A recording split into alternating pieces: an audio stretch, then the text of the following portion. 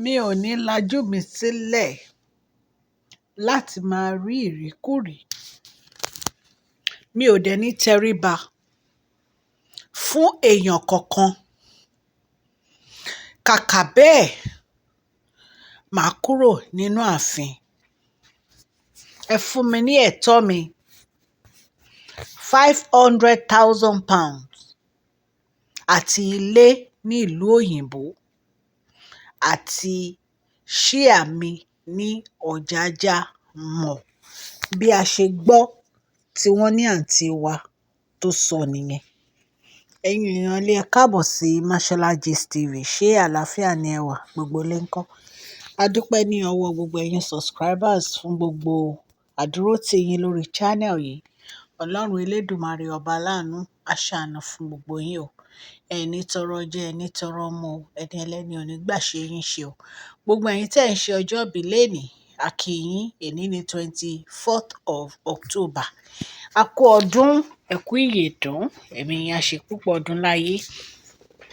Ìdùnnú, ayọ̀, ìbùkún, ìgbéga, òun ló máa jẹ́ fún èèyàn kọ̀ọ̀kan tí ó ń ṣe ọjọ́ ìbí. Mo kí gbogbo ẹ̀yin subscribers o. Gbogbo bẹ́ẹ̀ ṣe ń comment, gbogbo ẹ̀ la rí, a fi ojú pa ẹnikẹ́ni rẹ́. Ọlọ́run Elédùmarè ọba aláàánú á ṣàánú fún gbogbo yín. Ní àná, mo mú gist bí bàbá wèrè ńlá bí wọ́n ṣe sọ wípé kí àǹtí wa kí ó yẹra. Tí wọ́n dẹ̀ ní ẹ̀gbọ́n kábíyèsí, Prince, wọ́n dá sí ọ̀rọ̀ yẹn wípé kó máa lọ sí base ẹ̀. Ṣùgbọ́n wọ́n ní àǹtí wa, wọ́n ló ti padà o láti sọ̀rọ̀ wípé ó ní òun ò ní ever gba gbogbo nǹkan tí wọ́n ń sọ wípé kí òun máa gba gbogbo ẹ̀gbin èyí tí queen wa tó fi ń tọ̀ ọ́n. Wípé ó lè tẹ́ àwọn yòókù lọ́rùn láti máa gba àwọn ẹ̀gbin yẹn. Wípé ṣùgbọ́n òun ń tòun o, òun ò ní gba ẹ̀gbin kankan. Wọ́n ní kò sí ọ̀rọ̀ tí àǹtí wa yìí ò sọ tán. Wípé gbogbo nǹkan ló ń fi ju queen wa lọ o. Wípé queen wa, ṣé wọ́n fẹ́ sọ̀rọ̀ ń pa education ni àbí wọ́n fẹ́ sọ̀rọ̀ ń pa exposure. Wọ́n ní kò sí nǹkan tí ó kà tán. Wípé gbogbo nǹkan ló ń fi ju queen wa lọ. Wípé òun ti gbà pé òun máa lọ. Ṣùgbọ́n kóun tó lọ, òun á gba £500,000. Òun á gba ilé ní ìlú òyìnbó. Òun á dẹ̀ gba percentage Ọ̀jájá mall. Nǹkan tí wọ́n ní àǹtí wa sọ sílẹ̀ nìyẹn. Ṣé bàbá wèrè ńlá náà ló máa fún ẹ ní gbogbo nǹkan tó kà sílẹ̀ yìí? Lóòótọ́, o lè sọ pé gbogbo ọ̀nà ni ó fi ju queen wa lọ. Nínú ọkàn ẹ nìyẹn. Nínú ọkàn ẹ. Gbogbo àwa tá à ń gbọ́, tá a dẹ̀ ń rí, àwa mọ̀ pé kò sí nǹkan tó fi ju queen wa lọ. Ṣé ẹ̀yin èèyàn náà ti ń rí gbogbo ibi tí ọ̀rọ̀ yìí ń já sí báyìí?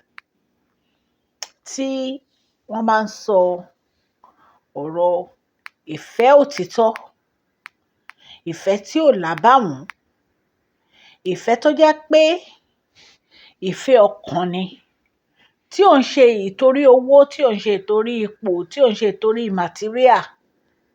Òun ni a lè sọ pé queen wa ní sí bàbá wèrè ńlá. Ẹ̀yin èèyàn ilé, gbogbo àwọn tí a rí tí bàbá wèrè ńlá fẹ́ yìí, ó ní nǹkan tó gbé wá sí inú ààfin.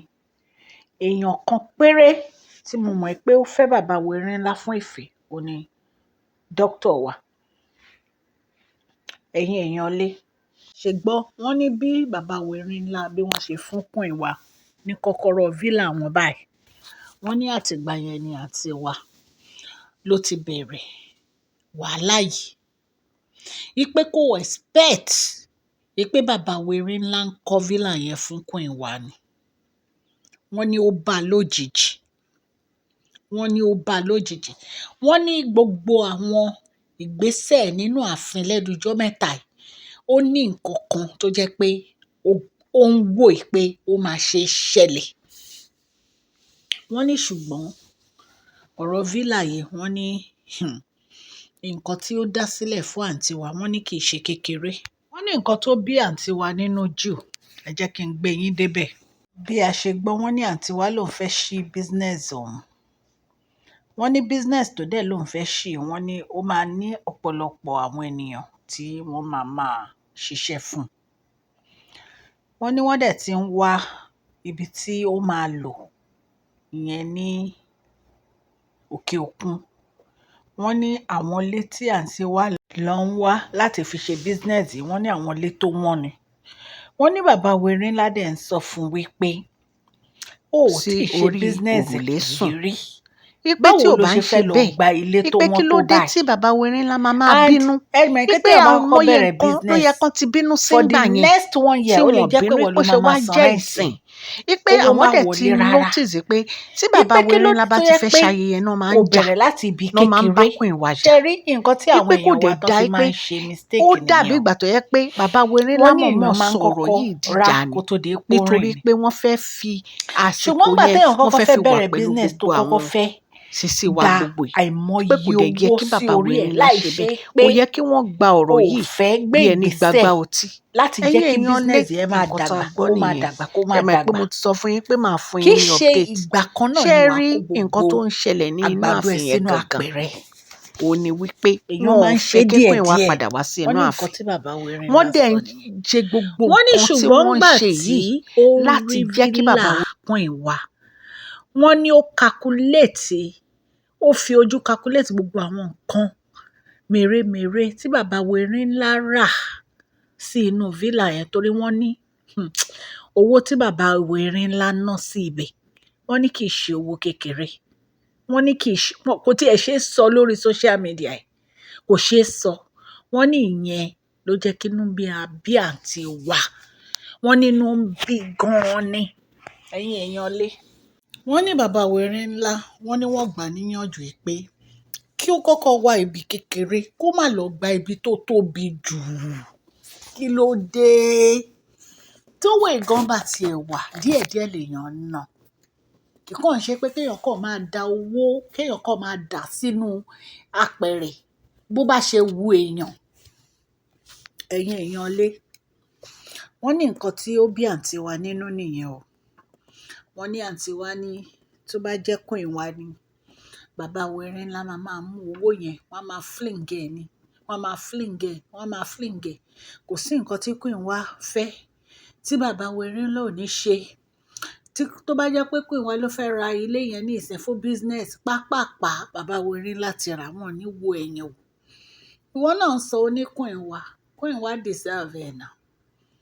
Torí pé bàbá Werinla mọ̀ pé wọn ò wá nítorí owó àwọn, wọn ò wá nítorí ipò, wọ́n wá nítorí ìfẹ́ ni. Àtìgbà tí Queen wa dẹ̀ ti wà ní inú ààfin yẹn, wọn ní bàbá Werinla lára wípé nǹkan báyìí ni kẹ́ ẹ ṣe fún mi o, nǹkan báyìí làwọn fẹ́ o, wọn ò fẹ́nu ara wọn sọ.